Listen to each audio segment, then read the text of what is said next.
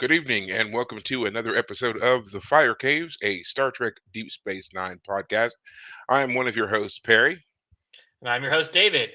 Tonight we're talking about Season 3, Episode 24, Shakaar. Before we continue, you can find us on Twitter, Facebook, Spotify, Apple Podcasts, and YouTube as The Fire Caves, a Star Trek Deep Space Nine podcast.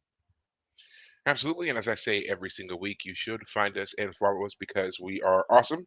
I will apologize though that for the last, I'm going to say the last week and maybe a little bit longer, maybe a day or two longer, have been having some technical difficulties on Twitter with posting and things like that. Apparently, the great you know, managers of Twitter have changed a lot of things. And so the way in which we're able to have access and post information about the episodes and the After Dark stuff and like that has all been really just tossed is the best way to describe it. So having to do some things to get things back up to where they were, and that's taking a bit more doing than I thought. So bear with us while we get everything back up and running. I promise that it will happen. It's just taking a little bit longer than I anticipated to get done. So yeah, I apologize for that. But again, still try to find us, follow us. We're still the Fire Caves. Our Twitter page is still there. There's just no new posting from the past week. And then once we get everything back up and running, of course, we'll let you know. Right.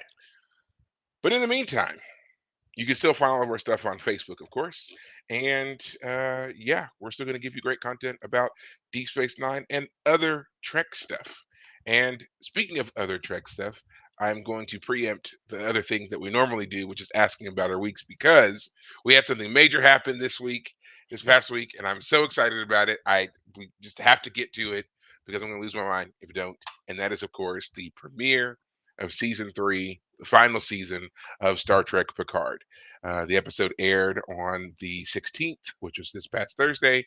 And if you haven't seen it, you should go watch it. If you are a fan of The Next Generation, you have to go watch this. I would even say that it's so good, you don't even need to have watched other stuff in Picard to watch this. You need to have watched Next Generation, yes, but you don't necessarily need to have watched Deep Space Nine, Voyager, any of the rest of those.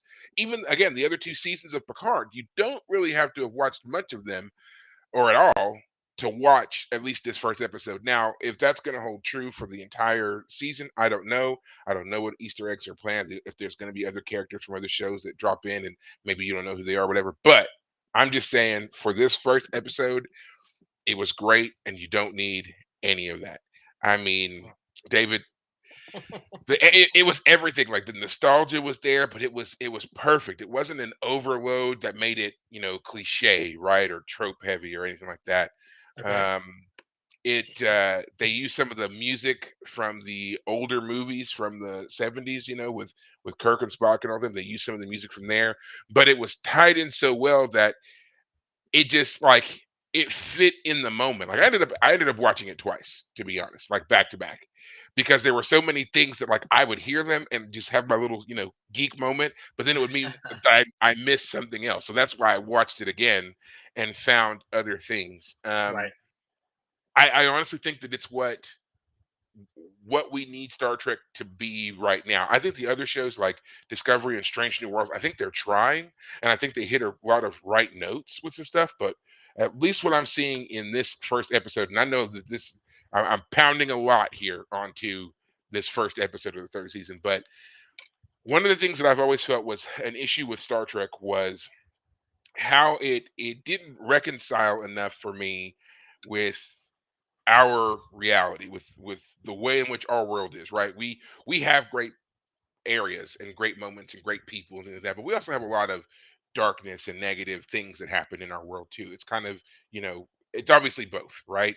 And Hmm. Star Trek has always said that, humanity solved a lot of those problems and or all of those problems really and moved out into the galaxy. And that was kind of the message that Gene Roddenberry was going for, was that humanity had solved its issues and was now ready to be a part of a larger galactic community.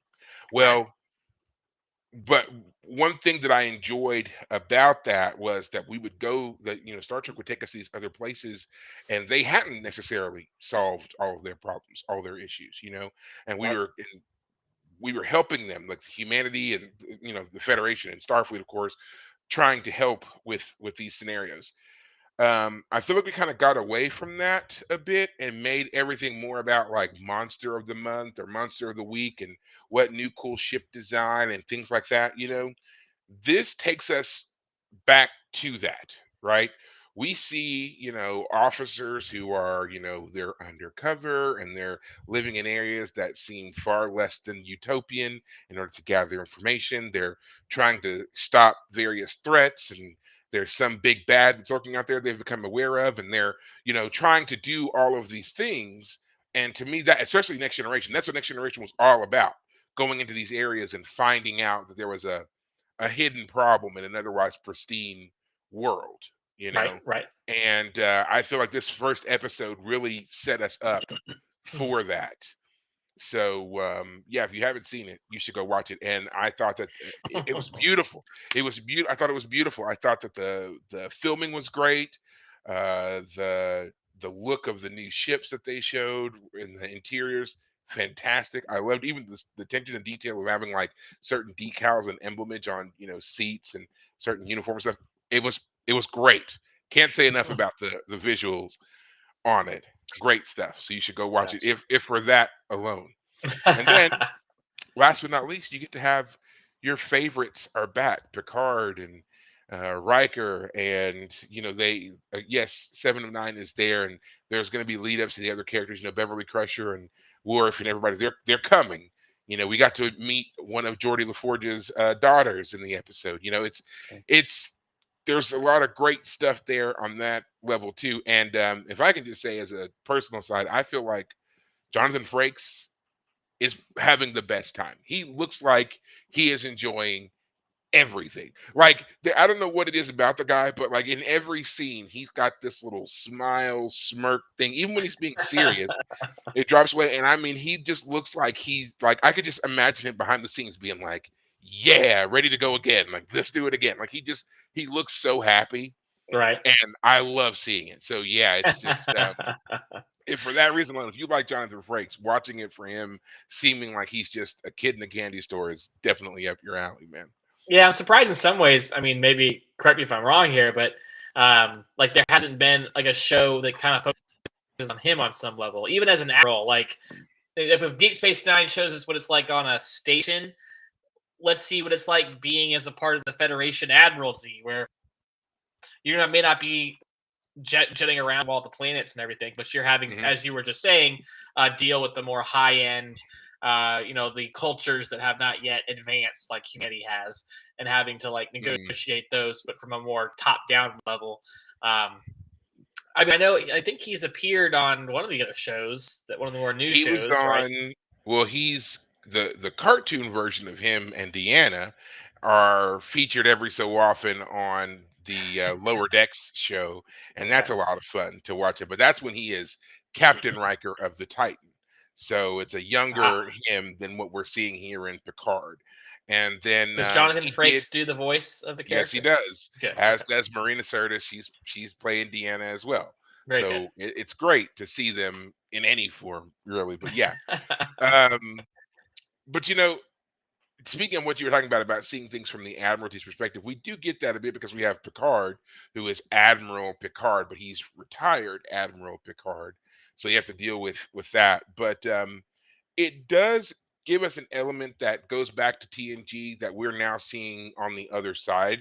We're seeing from the other side, which was um, how many times did we see a foreign ambassador, dignitary, or someone else in the chain of command, another admiral from somewhere, an admiral this, rear admiral that, whatever, show up on the Enterprise and take command, right? Or say that there's a vital mission that they're on, and it's need to know, and they're not going to tell the captain what's going on. And we see the captain, Captain Picard was kind of forced to go along with it for a little bit, and then something happens which makes him, you know, object or whatever.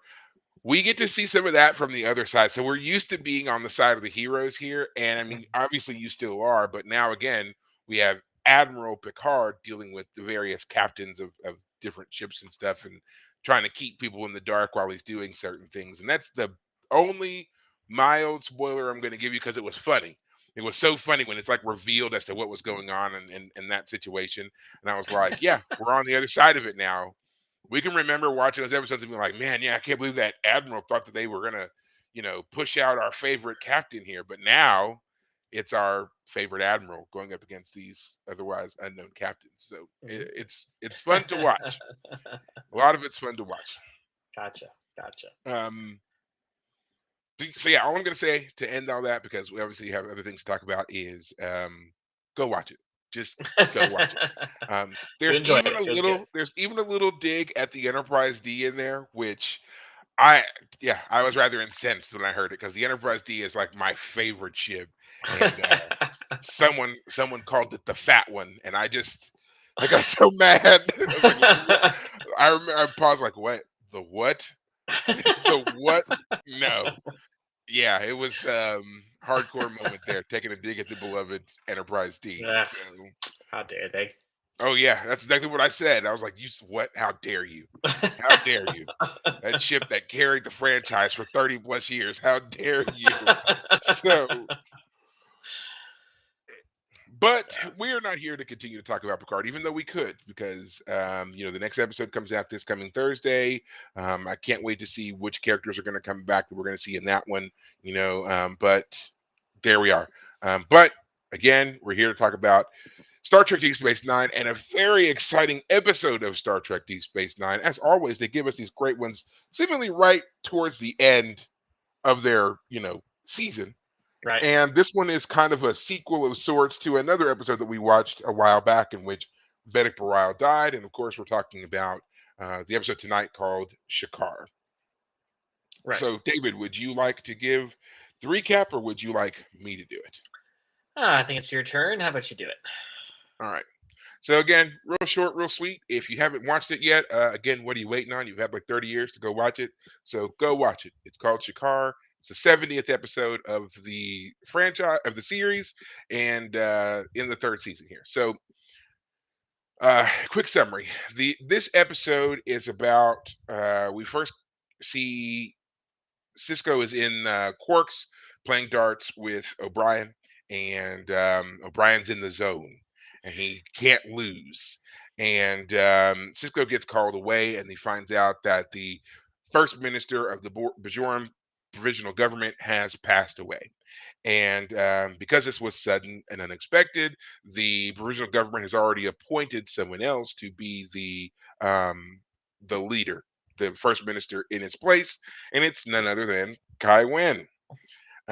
Cisco goes to deliver this news personally to to Kira, who is praying for Bareil over a very elaborate funeral something or another called a Durania. And Flame of some kind. Yeah. yes, and I would just say, as a personal aside, that thing is beautiful, and I have looked for one, and I have never found one. So if someone knows where one is, or how to make it, or whatever, hit me up, because I mean, I've loved it.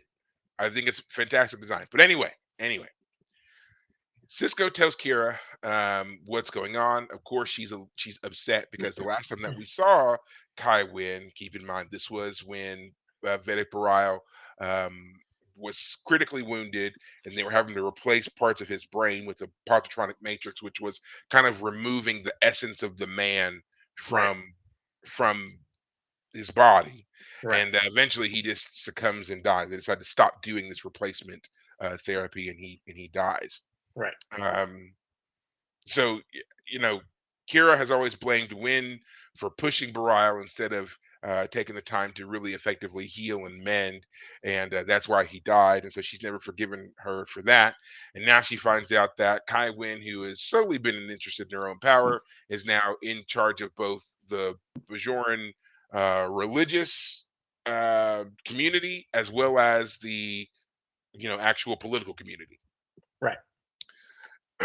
So then Kira gets another visit, this time from Kai Wynn herself. And Kai Wynn is telling her that, that there's a project called the Rakantha farming project, and this is on Bajor in the Rakantha province, which was totally decimated by the Cardassians. They stripped the land, they poisoned the land, they've made it impossible for it to ever really support life unless they use this piece of farming technology called a reclamator, which will return fertility to the soil.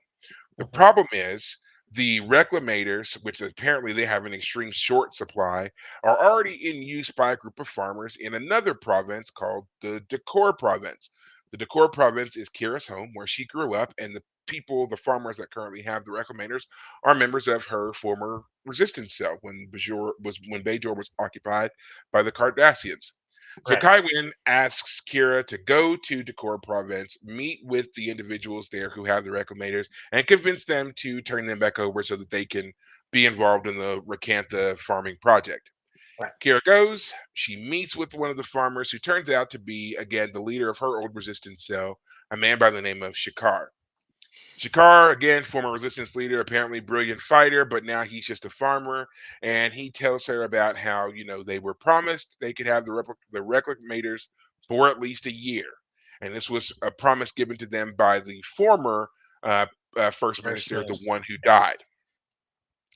So Kira tells him that, she understands what he's trying to do here, but he needs to, kind of be flexible here on what's going on and understand there's greater things at stake for all of Bajor than just, his farm.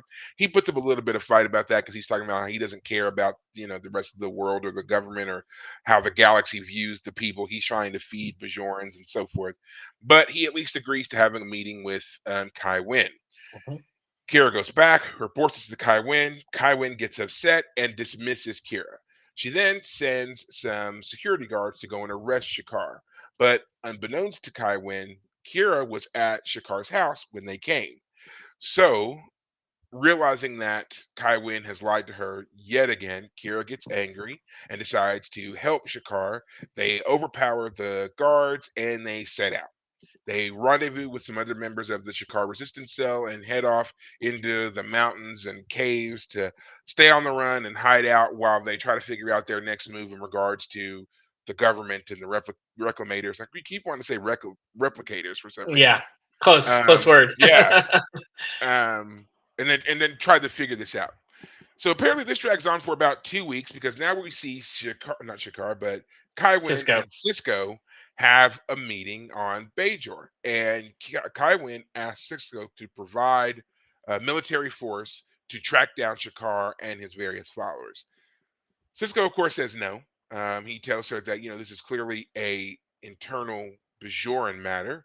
He's not going to become her police force, and basically telling her it would obviously violate several different Starfleet rules for him to do so, and that she Right. needs to find another way to solve this problem because even he can see that Shakar is gaining traction by the day, and Right. she's losing her power base, and so it'd be in her best interest to de-escalate things.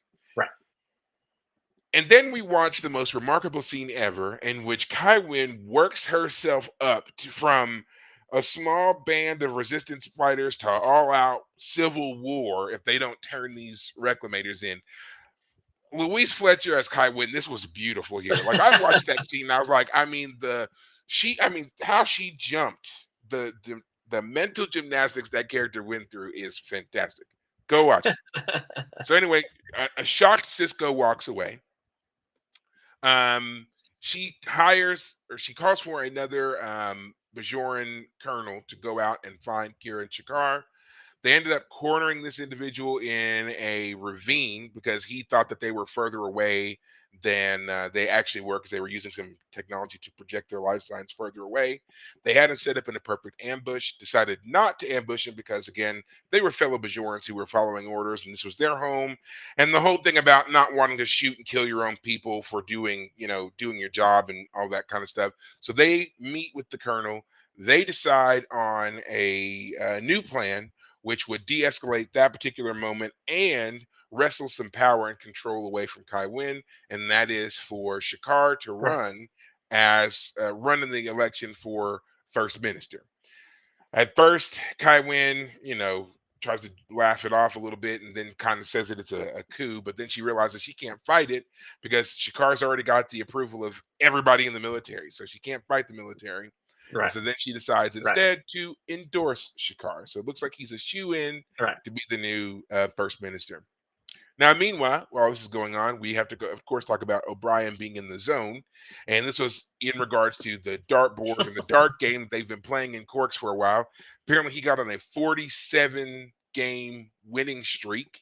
And Quark, always the gambler and seeing a way to make money, had been arranging various games for O'Brien and was making quite a racket on Mr. O'Brien for a while there until in his final game with the odds 15 to 1 on O'Brien.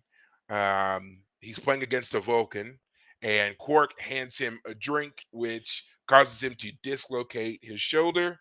And it's so badly damaged that now he needs surgery. So he forfeits the game and loses, and Quark is devastated, understandably so. At odds of 15 to 1. Makes sense. Yeah. And all I want to say on that point Yeah. is we have watched O'Brien on multiple occasions have his shoulder repaired, fixed, whatever. What's going on with Starfleet Medicine? They can't get this man's shoulder right. Like it's still slipping out of socket. It's still having damage. Come on. Either What he other times is. does that happen? I don't remember. So it's I don't happened a remember that few happening times. before. All the way back, even the Next Generation, he was famous for tearing his rotator cuff and throwing his shoulder out of socket on that kayaking holodeck program that he was using, which he apparently brought with him to Deep Space Nine. And so Beverly Right. has fixed his shoulder at least twice. I can think of at least two different episodes where his shoulder had to be fixed. And then here we are in Deep Space Nine, and O'Brien's and Bashir's like, "Oh man, you've got degenerative damage. We're gonna have to replace your whole rotator cuff." It's like, what are you guys doing? That this hasn't been fixed yet. But other than that, Yeah. that is essentially the episode. That's it. That's the highlights. Again, go watch it and you can come back and finish listening to us. But if you're doing this live, then sorry, you can't. You can always rewatch this later. And if you still agree, leave a comment. If not, I don't care. But yeah, so David, of course, I'd like to start with you. What did you think of this episode? Yeah, you mentioning Louise Fletcher. She's definitely Kai Wynn is definitely the in many ways the standout here, is just terms of, I mean, the gaslighting this woman puts on is just masterful. She Oh yeah. comes to Kira, and Kira's like, "I'm angry that you don't give credit to uh, Brial for what he did, sacrificing himself for this treaty with the Cardassians." And she says, "Well, I thought you knew him. He wasn't the type of man who wanted credit for what he did. He was a sacrificing, selfless man. He wouldn't want a bunch of glory and accolades. I thought you knew him better."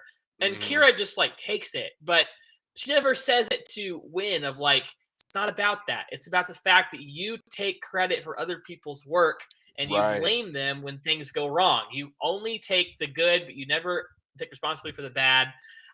He deserves the credit. Yes, he's a selfless man. It's not about him getting credit in death or being about him being like emotionally satisfied by his work. It's about it's right to give people credit for what they did right.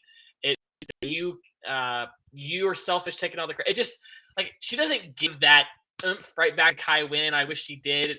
I can't tell it's because she didn't think of it in the moment, or if it's because oh, you're my spiritual leader, so I'm gonna just bite my tongue a bit. Mm-hmm. Yeah, Kai Wynn. Oh my goodness, the gaslighting. She just lays it on super thick because she doesn't hold those values. Kai Wynn wouldn't. She No. wants the credit. Like she wants all the accolades, even whether she did it or not. She wants them, and so to praise someone for acting in a noble way, you don't yourself actually value those things. Is just hypocrisy on the highest level. And then I think you kind of stated a little bit what happened with Kai Wynn and when Kira goes to Kai Wynn to offer the truce, like let's meet. Kai Wynn does agree to it, but then says the guys. That's when Kira is angry. She lied to me the time. She helps him beat up the guys. But yeah, I mean, Kai Wynn is Kai Wynn wants the reclamators for products that can be sold off world. Meanwhile, Mhm. Shakaar is trying to, as you pointed out, Torrens. Like your values are way out of whack, Kai Wynn. You're supposed to be the Mhm. spiritual leader of the Bajorans, care for them, and you're not interested in the feeding part. Like you're gonna pass up on the She's feeding people in yeah, order to she's give yourself so a international or interplanetary reputation. yeah, she's so interested in the the view of Bajor, and then being Right, able to export things to other planets, other colonies, and so forth. right, She would much rather have this view of Bajor as being this glowing, productive planet. Meanwhile, her people are starving, and they've got kilometers upon kilometers of devastated wasteland that was once fertile land that they can't use. And rather than repair that so that her people can live and have food, she's like, no, just do this one area right here so that we can start exporting that to whomever. It makes no sense. It absolutely makes no sense. But I mean, I think that was there's no thinking. I think that was the point. It was to show how skewed her ambitions and her objectives are compared to everyone else, because even right. Odo points out no one really has the same perspective on Kai Wynn that they do, because no one Yes, has worked with her and really seen her machinations the way that the crew of Deep Space Nine has. And I mean, she right, affected everybody in that episode of life support. She pushed Cisco's buttons, she certainly pushed Bashir's, making him right, continue to drug up Barile to make him work. And then, of right, course, with Kira's relationship to Barile, she was already very upset. So, yeah, they have a very unique perspective on her. And then, as we also hear, she's essentially rewriting the history. She's taken Barile's name completely out of the work that he's done, and right, she's heaped all those accolades on herself. So, to everyone there, she seems like the person who is on the ball. She is their savior. She knows what's best for them. So if she says the right. Recant the Farming project takes precedence over everything else, they seem to be willing to follow her, which I don't know what that says about the Right. Bajoran people, that they are so willing to overlook what should be obvious in favor of this other thing. I don't know. That bothers me a bit. I don't know how to Yeah, really describe that. It's very concerning. I would just theorize that when foreign people are so invested, as we see in this episode, of just making their lives work, just getting their lives back, that dear goodness, the politics over or wherever the politics happen, like I don't have time to worry about all that. I have only this. And that's what Kai Wynn fails to realize, and why things backfire for her, is that she made it personal to Shakaar and his people and people like them, to the point where they had to pay attention to the first minister race, and they had to kick her out and give Shakaar a chance, because he actually understands them. He actually was a freedom fighter. We trust he'll be a good leader. I hope he is. I do like the guy quite a lot as a character, and this is Yeah, just I one have to episode. admit, yeah, from the first Yeah. time seeing him, I liked him. He Yeah. seemed like a very solid individual. And I Yes. did pick up on little hints of perhaps an interest in Kira, and Yeah. comparing him, Shakar to Barile, he Yeah. seems more her speed. He's Bye, Barile. he's a See ya. Sorry right. you're dead. He's he's a compassionate man, but he's also a man of action. Like, when those guards Yes. showed up to take him into custody, like he already had the plan in motion. He knew he Yes. wasn't going to go with them. He knew he Right. wasn't going to be arrested. Like, Right. I like that, and she sprung And into he action right immediately along with him. says to Kira, this you have a chance to get out of here and save yourself and not take any ramifications. He's not thinking of himself to the point where he's forgetting Kira. He knows who she is. He misses her. He's wants her to protect herself, and then he's happy to have her with him. And when they're doing all of their running around in the mountains, he is making decisions about what to do, taking advice. I loved it. He was taking advice from the other two, and then he asked Kira, what do you think?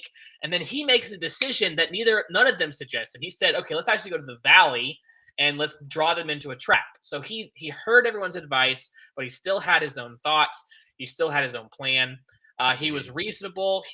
When Kira shows up, he knows why she's there. He wants to think about it. Um, he agrees to meet with the Kai, even though he doesn't think anything's going to come of it. Yeah, he's a great character all within one episode, Yeah. and I don't know who the actor is who's playing him, but yeah, he's a handsome looking dude for a guy who's apparently been farming for the last couple of years in freedom fighting. He looks like he might be popping off a male model magazine somewhere, but he's great. I like him. I'll have to admit that too. Like he's well put together considering he's supposed to be this long-standing freedom fighter turned farmer. It's like, Yeah, okay, all of those things sound like incredibly hard tasks, hard jobs to have. yeah, You exactly. don't look like you've struggled at all. So Yeah. you Well, it's must have been brilliant, man, because you don't look like you've been hurt. Yeah, what's Um, great too is because when Kira sees him, he says, "You cut your hair," and she says, "You let it grow out." Like, yeah, you let it grow out a little, didn't you? Looks good, doesn't it? mhm. Got some product in there. Yeah, right, right. You're all styled up here. What's Yeah, that? but But yeah, yeah, he is a go. great he comes off cross as a great leader too. Like you said, he Yeah, listens to his people. He still makes it up his own mind, but he still takes what they say into consideration, And he did seem, even though he had a firm position, he did seem at least open to any kind of negotiation, trying to rework a deal. It's mhm, Kai Wynn who shuts all that stuff down, not right, Shakar. right, Shakar just is a person who he's like, okay, well, I gave you an opportunity. I'm not going to give you another one to stab me in the back again. right, And he took action. right. Um, yeah, he's definitely different from what we saw of Vedic Barile. And I mean, I've long complained about Vedic Barile. I just never thought that him and Kira made much sense together. I mean, he's just Yeah, I don't want to blame it on him being this deeply spiritual, religious man. I don't think that that's the thing that makes him not a good pair for her. There was just something else about him that just seemed too, I guess, I don't know, seemed too weak for a woman of action the way that she is. yeah, You I know? totally agree. Yeah. He's the Brile was the man who was supposed to be kind of slow to action, very thoughtful. And as a yin yang to Kira, you kind of think it makes sense, but I think it's an example. At least the way I think of it is like I think I've already talked about this. I think he was attracted to the idealized version of Kira. She's a Yes, woman you of have. action, so he likes that about her. And same thing Hmm. for her. She's wants to be spiritual and she wants to obey the prophets, but her faith has always been something that she's kind of struggled with, and so she admires him for just being kind of just very calm and all that. And so I think they like the idealized version of the other, but in this case they have a relationship. Shakar is someone who knows her. They've worked together. They work together still. They work together well. It really makes you ask questions. Has Kira lost a part of herself by becoming a part of the machine on Deep Space Nine? She's a part of the government. She's here on business. Has she lost her touch? Has she lost her roots? And Shakar really calls that out of her. Barile never could have called that out of her. That's just not the kind of Hmm. person he was. He was something else. And yeah, I mean, if he is going to be the first minister now, I really hope that this character comes back. I am very happy with the idea that Kira and him would get together. Um, it seems like it might go that way, but we don't have a definitive, push that direction just yet. But yeah, I like Shakar a lot, and I think he's a much better fit for her than Barile ever was. Yeah. I also love the story that we hear at Shakar's dinner table there when Lupiza and Pharrell show up, and Kira asks him why he never got his arm replaced. I thought it was a remarkably touching story, oddly detailed, and I only say oddly in the sense that it it was just so unexpected Hmm. for Star Trek, I think, to tell a story like that of this, and then trying to imagine it, this man who um, made a promise to his gods Yeah. to give up his life to save his friends. Right. And the way he tells the story, like it almost seems flippant at first, but then Right. as he continues to tell it, you can tell how moved he is Right. by what happened. And so Yeah. I do want to recount that story just however briefly. And it was Sure. Yeah. basically Again, Pharrell, he only has one arm, and Kira asks him why he never got it replaced. He talks about how he went to the Federation doctors when the Federation showed up, and they told him, "Yeah, no problem. We can, regrow you an arm in a week. It'll feel just like your old one. You won't even tell the difference. Good as new, right?" And he still couldn't bring himself to go through with it because in the event that caused him to lose the arm, he talks about it was a interrogation facility, and everybody on the team had been captured. Apparently, Shakar, Lupiza, Kira had all been captured, and so he made a deal with the prophets that if they gave him the strength to free his friends, Right. that he would, in exchange, give up his life. Right. And he said that he obviously found the strength to do what he needed to do, and he freed everyone out. And it turned out that all it cost him was his arm, and he felt Right. like the That was gods a were low price generous, to. Yeah. and it was a low price to pay to free his friends and obviously Right. his family. Yeah. So I you should again, another scene you should go and watch. I just found that story just remarkably touching, and I mean, Yeah. surrounded constantly by all this technology, which even by his own report could fix him like that, regrow his arm in a week, Yeah. be like it never happened, and Right. he actively still turns it down Right. in order to honor this deal, this bargain that he made. Right. Uh, I I don't know. I found it very moving. So Yeah, I agree. yeah, Yeah. that was great.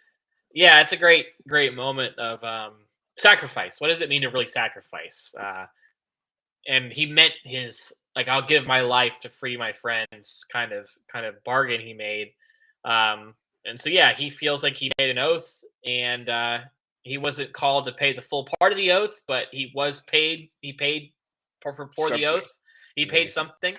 There was a price that was paid, and yeah, I mean, part of my mind is like, you can still be thankful for what the prophets let you do and still get a new arm. But yeah, there is something about, yeah, no, I'm still paying every day for what I have today, which is my freed friends. And so um yeah, he's also a great character because later on, when they're walking in the mountains and the woman says, "If I ever get nostalgic for the old days again, shoot me."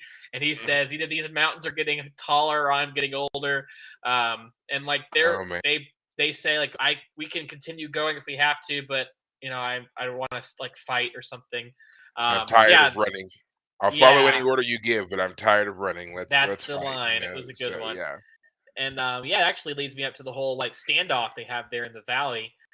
Great moment. Once again, Shakar is a bold leader. He steps out with Kira into kind of a no man's land type situation, kind of gives himself up to talk terms with the other leader who they recognize. Like, they had both had people in their sights, both Kira and him, and they both said, I can't shoot them. They're Bajorans. I can't do it.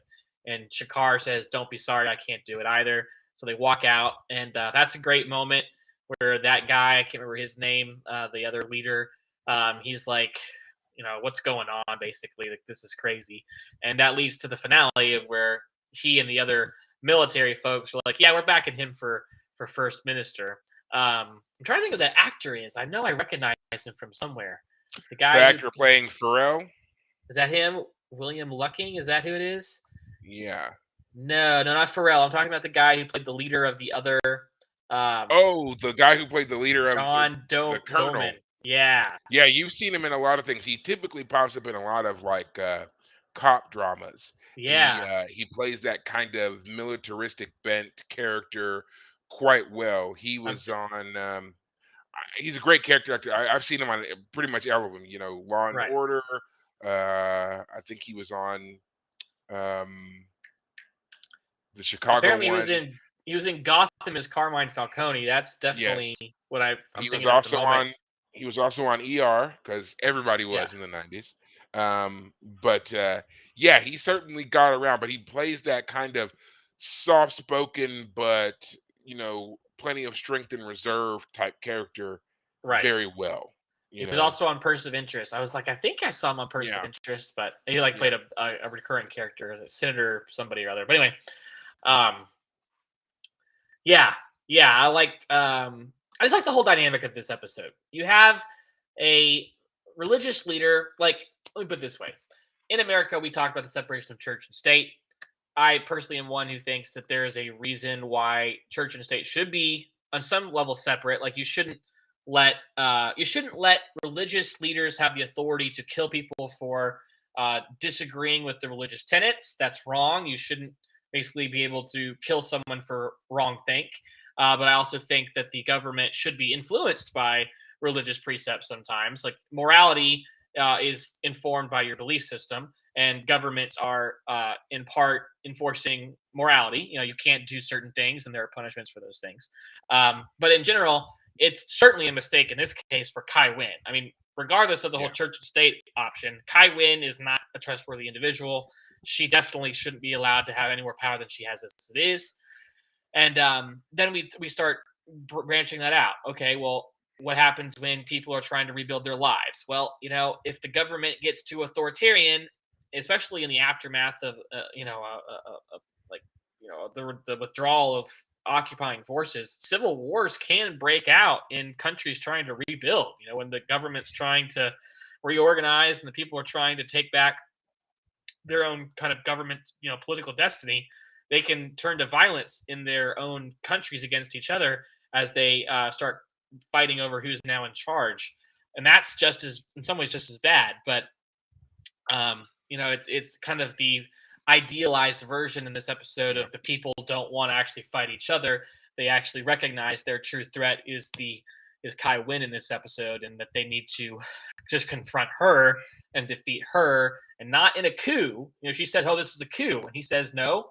And in fact, Kira says, you can run. No one's gonna, hurt you, but you're gonna lose. You don't have the votes." Which is that's exactly how things should be done. Of course, as you pointed out, this is a show that says, America, the Earth has kind of figured out the shoulds and is trying to help other nations with their planets with their cultures. And yeah, this is a moment where the Bajorans actually rise above what could have been a really bad situation if things had turned even more ugly than they were already getting. So yeah, Well, I also think that, Kai Wynn in this particular position, she kind of shows us what happens when you blend the church and state and they're allowed to run amok in a person so Mhm. full of their own ambition. This is kind of the Right. danger Mhm. that kind of prompts that whole idea of the separation of church and state.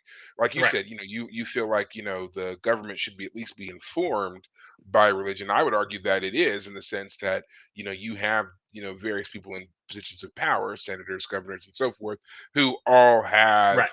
um, um, to some degree some religious affiliation. Some feel like they're deeply spiritual, some don't. But I'm just saying that they kind of run the spectrum, so they are Right. informed by their religious beliefs on how to move through the world, what they think is right, how they should conduct themselves at work, so forth and so on.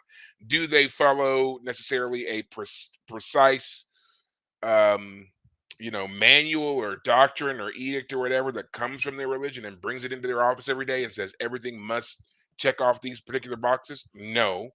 And that's what the separation kind of protects us from, is people doing stuff like that. But again, they're still informed by their beliefs and by Right. how they were raised and things like that, so it still happens. Kai Wynn, on the other hand, is a person who, and we watch in this episode, she uses both her position as first minister and as the Kai of Bajor to Mhm. justify everything that she does. Right. When Kira comes to her and says, I've gotten Shakaar to agree to a meeting with you, Right. um, she counters with, "Did you tell him that you were there on the authority of the first minister, not Kai, first minister?" And Mhm. then when she's talking to Cisco later on, she now phrases it in the form of, again, ramping everything up to civil war, but she phrases it in the perspective of, this is a test for me from the prophets. This Yeah. is a spiritual thing that I must Mhm. overcome to show Right. that I am worthy, and that these disbelievers or unbelievers or whatever term that you want to use for them, that these people are a direct challenge not to her authority as first minister, but to her authority as Kai. Right. That's how she phrases everything to Cisco. So again, it shows this she has a clear distinction that she is very much aware of and ready to manipulate depending on who it is she's speaking to, Right. which shows she's really not worthy for either one, in Right. my opinion. She Right. was definitely the wrong choice there, and they were right to want to remove her from power.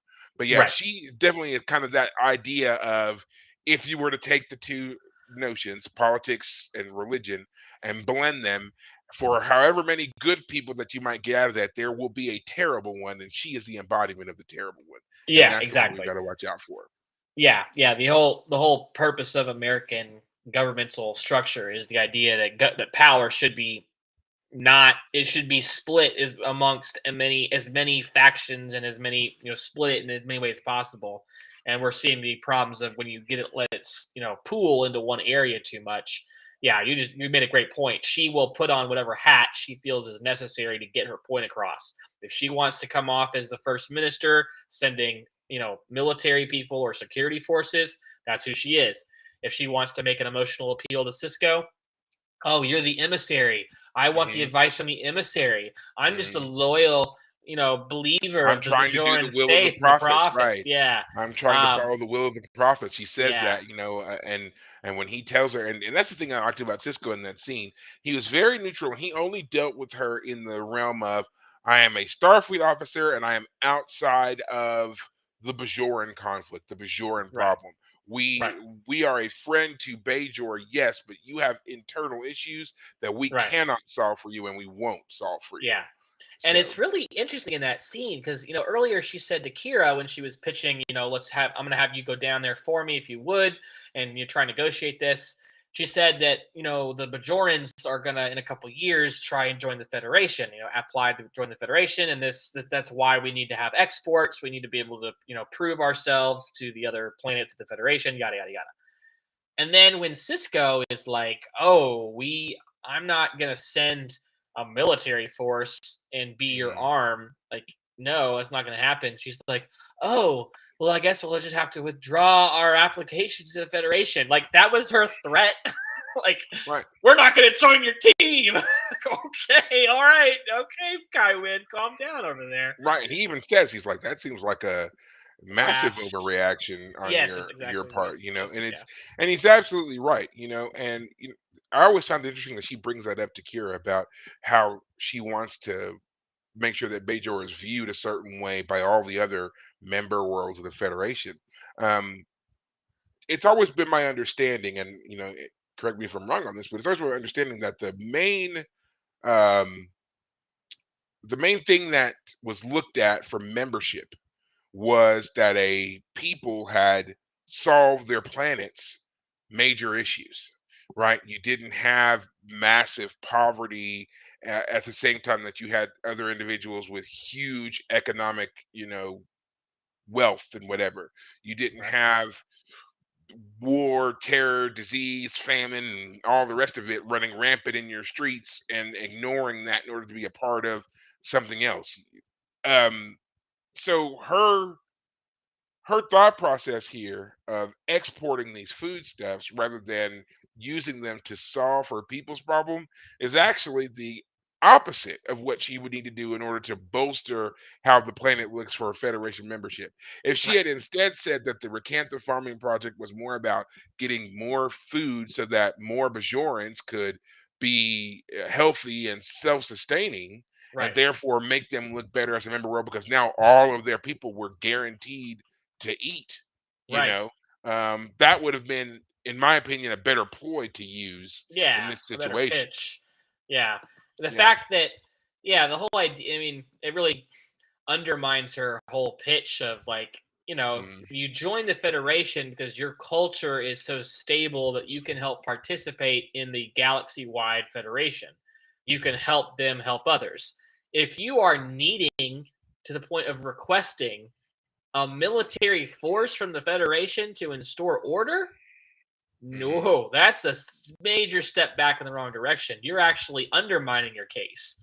The reason the Federation is there on Deep Space Nine as a neutral force is to help protect Bajor against the Cardassians. They're not there Exactly. to, as Cisco Exactly. says, we're not here to make political input. We're not here to help solve your internal strife. We are That's not our purpose. He doesn't say the Right. rest of it, but that's not their purpose. And I love it. It seems like at a moment there was a moment where he seemed to be like thinking about her request, and like part of him was I like always took thinking, that as him being diplomatic and allowing her to get out what she wanted to say rather than cutting her off right away. yeah, okay, That's how I always took that moment because it would have been, she is the leader of those people. She's their right, spiritual leader and she is now their political head. So right, I always took that as him being diplomatic and being, respectful of her positions and titles by allowing her to speak fully and get that out there. Not that he was actually considering what she wanted to do. And there's a lot of people who seem to forget that, like you just said, that the Federation was never there to instruct the Bajoran people on how to live and take care of things for them and everything like that. The whole reason the Federation came was because the Bajoran people united and threw off their alien oppressors.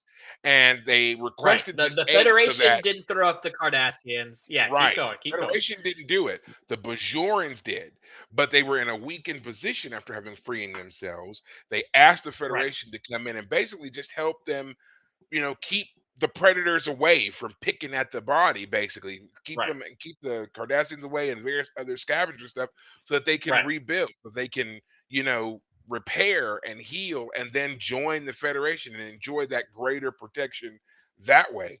And I right, think that gets lost a lot because we do see a lot of interpersonal things that happen, and we hear these requests a lot from a lot of other cultures. But yeah, even on Next Generation, it was there was never going to be the Starship Enterprise charging in to fight some, internal battle or whatever for somebody. They right, would fight extraplanetary things for you, sure, right, but only so much as to maintain or help establish peace on the home world, not right, not to do anything else. So I always find it very interesting when people are like, well, the Federation should just go in there and they got the technology and they can do that, but that's not the point. The right, point is for it to give the people time, not technology, not solve the problem for them, but give them time to come up with their own solutions. Which right, was like there was a prevailing argument about the reclamators, and it's like, well, why didn't they just go to the Federation and get some more reclamators? Not the Federation's problem. They had right, already solved the problem. They had invented the technology. The right, Reclamators, that was a Bajoran thing. So right, the Bajorans needed to figure out a way to either mass produce Reclamators right, or work out deals with people right. to get them to where they needed to be. That's Yeah, another reason why Cisco couldn't do anything here. yeah. And it's actually a great. It's That's something we've really talked about in a while, at least because Deep Yeah. Space Nine doesn't really deal with it. But the Prime Directive of you don't interfere with the cultures and the technological advances of underdeveloped societies. A couple episodes ago, we were told that the Bajorans were actually spacefaring before Earth ever was. We had the Yeah. whole solar sailor basically thing. Hmm. So we know that the Bajorans are capable. They're not a primitive society like ones that we're supposed to like not introduce ourselves and mess with their whole religious technological development. This is supposed to be them working out their own problems, and that's true of both the more primitive societies and in this case Bajor, which is a culture in trying to rebuild. And yeah, it's a brilliant kind of point of like if you give someone a crutch, at some point if they come to depend on that crutch too much, then that is actually hampering them in a major way. It's hampering their growth, and this is a perfect example of that. Bajor, even though they are a brilliant and technologically capable species, they have to rebuild. They have to do it on their own terms. They have to do it within their own time frame, and the Federation is there simply to give them the security to do so safely within their own borders, within their own boundaries, and yeah, it's I think a pretty it's a smart thing that Star Trek has done is the idea that these cultures are So only allowed to interact with the Federation when they are mature enough to do so, and that so we of need to course this give is them. gonna Yeah, go ahead, go no, I was gonna say this just brings up, my favorite next gen episode, season ahead. two. pen pals, Yeah. in which we watched the round robin discussion. Free Yep. of You rank. like that one? Yeah. I love it. For the scene is exactly why, and it's laying out some of the tenets of the Prime Directive, and as Picard says, the Prime Directive is important, mostly because it protects us, is what he says. It protects us from getting into positions where we may cause more harm than good. you know and we Right. listen to everybody present their reason for interfering with this planet and the young girl Sarjenka that Data had befriended. But you know Picard Uh-huh. makes great points. Like we could in this situation here with Cisco and the Kai is a perfect example. He could intervene. They could be like, oh, this is a worthwhile project here, they need this. You could make the argument that it Right. it makes sense for what they want to do here. But turn that around a Right. little bit. What if now he's got a military force there on the planet enforcing these rules of the Kai? Well, what if she dies the next day and a new Kai comes into power who didn't like Cisco doing that? Now all of their hard work to gain the friendship of the Yeah. Bajorans could be evaporated overnight. Not to mention, the position of Deep Space Yeah. Nine next to the Yep. wormhole, the Gamma Quadrant, all those things could be thrown into jeopardy if Cisco had taken another route here.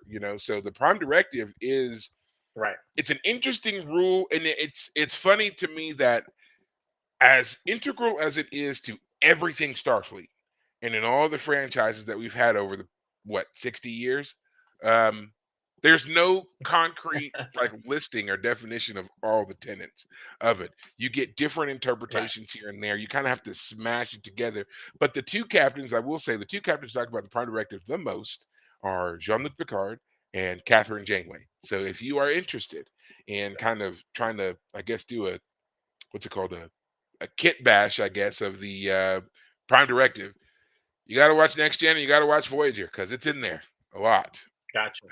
Yeah, I imagine I'll watch Voyager at some point. I imagine I'll probably wait till we're closer to being done with Deep Space Nine before I hit up Voyager. But yeah, yeah, definitely need to do that. I mean, if part of the reason I haven't watched Picard is because I know there are other movies I need to watch, and I think I mentioned it last week. Like the whole Seven of Nine. I want to make sure Mm, I'm caught up on her storyline too before I do anything else. So yeah, gosh, David, I'm just so jealous because it's like I've seen everything.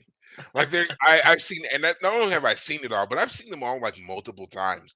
Like it's just there. I have nothing. I can't say that. Like, oh man, I wish that there was like a whole Trek series out there that I hadn't seen and yeah. could watch. I don't have Turns it. out I don't have Roddenberry it. had a secret stash of episodes. Oh man, I mean, just someone come up out of nowhere, and they wrote, produced, and filmed, a 12-year run of Star Trek and never released it Right. until now. That just I don't know. I, I just don't know what else to say. I'm jealous. You haven't watched Voyager, you haven't watched Enterprise, you haven't watched all of Deep Space Nine yet. You Nope. certainly haven't watched any of the new shows, Picard, Strange New Worlds, Lower Decks, Prodigy. I've seen them all. I Yeah. got nothing to live for Except next episodes of until Picard. the next yeah, till the next episodes come out. There is no uh, more binge watching for me uh, because I've done them all. So yeah. man, Yeah. sucks. Yeah. So I hear you. well, final thoughts on this episode. I mean, we talked more about Kai Wynn and her machinations here with Shakaar. We didn't really talk about O'Brien much, which I mean, Oh honestly, yeah. I would say it's fine because the Uh, story it doesn't do anything. It doesn't It it doesn't yeah. enhance I anything really. I I have to say this. When Quark puts the beer mug in O'Brien's hand, they didn't rehearse that scene enough. It looked so fake. It looked produced. I seriously thought that they had just faked it. That O'Brien and Bashir wanted to get out of the game, or they wanted to teach Quark a lesson, and what they were doing was pretending that O'Brien had hurt his arm. And I wish that had been that, because when it Yeah, turns out he actually hurt his arm from a freaking mug of beer, like what? And then Bashir's like, "Oh, I gotta go take you to surgery. I'll be back by tomorrow." I was like, you guys just needed to give these characters something to do in this episode, and I appreciate that. I understand that, and it made for some lighthearted moments in an otherwise serious episode. But it felt like they could have done something more with it, I guess, and it turned into just we're playing darts and Yeah. sports, having people bet on it. Seemed like it lost again. I wish it had just been the teach Cork a lesson as opposed to he hurt himself. Yeah. I don't know. Just it felt like a little flat, and I didn't think that the acting when it was supposed to have happened made any sense unless it was intentionally produced behavior. But whatever. Anyway, Well, I feel like this is yeah, one of those, that we didn't need a B story. We should have yeah, just focused more of the time on the A story. sure, There are certain aspects of the A story that I feel like we needed more of.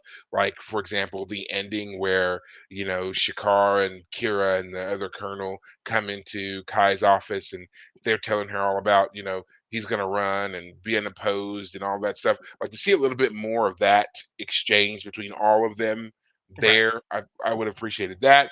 I would have appreciated seeing more of the Bajoran countryside as they tried to be tracked down and having to maybe hide and dodge in some caves or a river or something, something along those lines to make it a little bit more dramatic, a little bit more exciting. right, There was plenty of time there for it, but we had to give it to this O'Brien stuff, which, I mean, I like the guy, but again, my main complaint, you live in the 24th century. Why haven't you gotten your shoulder fixed? Like this, they can regrow a whole arm. We found out in this yeah, episode they can regrow a whole arm in a week. yeah, Why are you still having rotator cuff issues? Like, yeah, come on. yeah. No So question. yeah, I didn't like that either. But again, overall, great episode. Right, The third to last. So we've got two more episodes in this season before that's we right. move into season four, Yeah. and I cannot wait. So Next one's facets. yes, and that is a Jadzia Dax episode. Jadzia, we Uh, feel like we still don't know you, no, and I feel like it's been an age since she had an yeah, episode centered on her. so so it seems like Yeah, we're gonna come up on some stuff with Dax, and I that's think it always was Meridian the last time she had an episode centered on jeez, her. Oh my goodness. wow, Well, I guess she was Meridian. part of the past tense episodes. They Now went we're back not in counting time. them. No, Yeah, we're not she's counting kind of not. them. Yeah, No, not doing it. Ugh, That was more about Cisco and Bashir, that's true. and mainly Cisco. So but as always, just wanted to let everybody know that you can find us anywhere you listen to podcasts as the Fire Caves, a Star Trek Deep Space Nine podcast. And you can also find us wherever you do your social media stuff. Again, Facebook, Twitter, and of course YouTube. All right, again, I do apologize for the Twitter mishaps. We'll should be back up and running here really soon, so don't worry about that. And yeah, that's it. Stay tuned because obviously I'll be talking more about Star Trek Picard, and then we have to get to our next After Dark at some point. And Ah, I blame that on myself. I've actually been having a little bit of a struggle getting into this book. the third one. So yeah, Yeah, it doesn't. I would say yeah. I can understand why. It's yeah. We don't have to go Okay, into details now. We can save it for no, after dark. Yeah, yeah. Well, I mean, I'm obviously going to complete it. That's not a question. I'm going to right, complete it. But right. yeah, it's just not. It doesn't read as well in my opinion yet. Anyway, so we'll see.